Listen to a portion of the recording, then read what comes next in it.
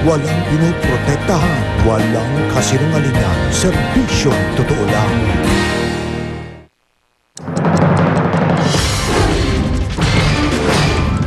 Senador Noynoy Aquino, lumaki ang lamang kay Senador Manny Villar base sa pinakabagong Business World SWS survey.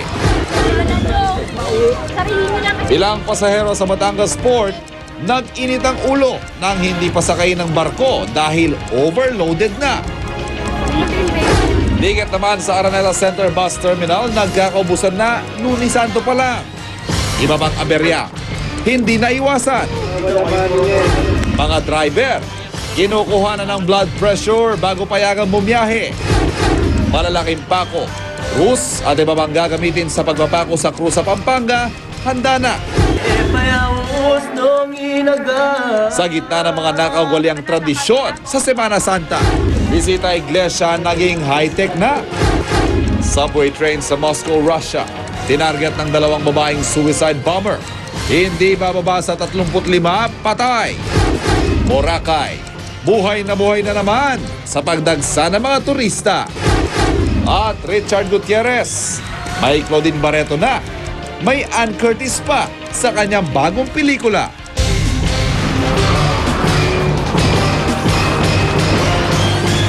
Mula sa GMA Network Center, narito si Mel Tiangco.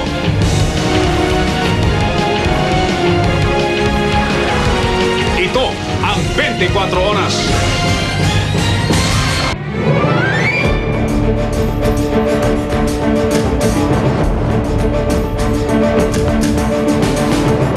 Magandang gabi po, 42 araw bago mag-eleksyon. Lumaki ang lamang ni Liberal Party Presidential Candidate Senador Noynoy Aquino kay Nationalista Party Presidential Bet Senador Manny Villar. Base po yan sa survey ng Business World at Social Weather Station sa SWS. Nakatutok si Sandra Aguinaldo. Mahigit sang buwan bago mag-eleksyon, 9 puntos ang inilamang ni Senador Noynoy Aquino sa kanyang pinakamalapit na katunggaling si Senador Manny Villar sa pinakahuling survey ng SWS at pahayagang Business World. Sa survey na ginawa mula March 19 hanggang 22, 37% ang nakuha ni Aquino habang 28% naman si Villar. Sumunod sina Joseph Estrada, Gilbert Teodoro, Richard Gordon at Brother Eddie Villanueva. Wala pang 1% naman ang nakuha ni na JC De Los Reyes, Nicanor Perlas at Jambi Madrigal. Kumpara noong nakaraang SWS survey na ginawa February 24 hanggang 28, makikitang nabawasan ng 6 na puntos si Villar, nadagdagan ng 1 punto si Aquino, 4 na puntos si Erap, 1 punto si Gordon, at nabawasan ng 1 punto si Villanueva. Kaya lumaki ang lamang ni Aquino kay Villar, ngunit lumiit ang lamang niya sa pumapangatlong si Estrada. Makikita ring lumiit ang lamang ni Villar kay Estrada. Sa survey ngayon, tinanong ang 2,100 registered voters kung sino ang iboboto nila bilang presidential, vice presidential at senatorial candidate kung ang eleksyon ay gagawin ngayon. Ayon sa survey, nakalalamang si Aquino kay Villar sa lahat ng socio-economic classes, sa Class A, B, C o yung nakaluluwag sa buhay at maging sa Class D at E. Nangunguna rin siya sa Metro Manila, Luzon, Visayas at Mindanao. Sa vice presidential race naman, nangunguna pa rin si Mar Rojas, kasunod si Loren Legarda, Jejo Marbinay, Bayani Fernando, Edu Manzano, Perfecto Yasay, Jun Chipeco at Jay Sonza. Sa pagkasenador, nangunguna pa rin ang mga re-electionist. Pasok sa Magic 12 sina Bong Revilla, Jingo Estrada, Miriam Defensor Santiago, Pia Cayetano, Franklin Drilon, Juan Ponce Enrile, Vicente Soto III, Ralph Recto, Bongbong Marcos, Lito Lapid, Sergio Smeña at Gilbert Remulla.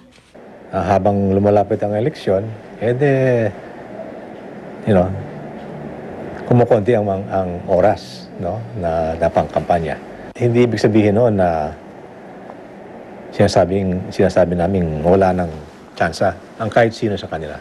Kung may magmiraglo ba dyan? Ilang survey pa ang ilalabas ng SWS. Ang pinakahuli ay ilang araw lamang bago mag-eleksyon. Sandra Aguinaldo, Nakatutok, 24 Oras. Inaasahan na raw ni Senador Noynoy Aquino na lalaki pa ang lamang niya kay Senador Manny Villar sa mga survey. Wala raw kasi siyang iniiwasang issue, hindi tulad ng mahigpit niyang kalaban. Si Villar, tanggap naman ang resulta ng pinakabagong SWS survey. Posible raw na resulta ito ng pagpukol sa kanya ng iba't ibang isyu. Ang running mate naman niya, si Senadora Loren Legarda, ipinagkibit balikat lang ang survey dahil nakikita raw nilang init ng pagsalubong ng mga tao sa kanila. Matagal pa naman yan. We have enough time. And if you ask me, okay lamang yan. Po yung ating katunggali ay sa aming pananaw, may mga issues sa dapat sana niya sinagot, hindi po niya sinagot. Desisyon po niya, kaya thank you po sa kanya.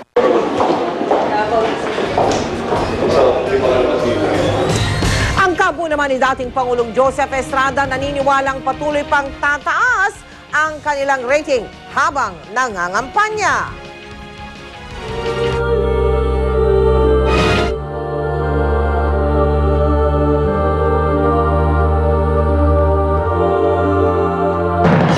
Ngayong Lunes Santo, marami na sa ating mga kababayan ang bumabiyahe o babiyahe pa uwi sa kanilang probinsya.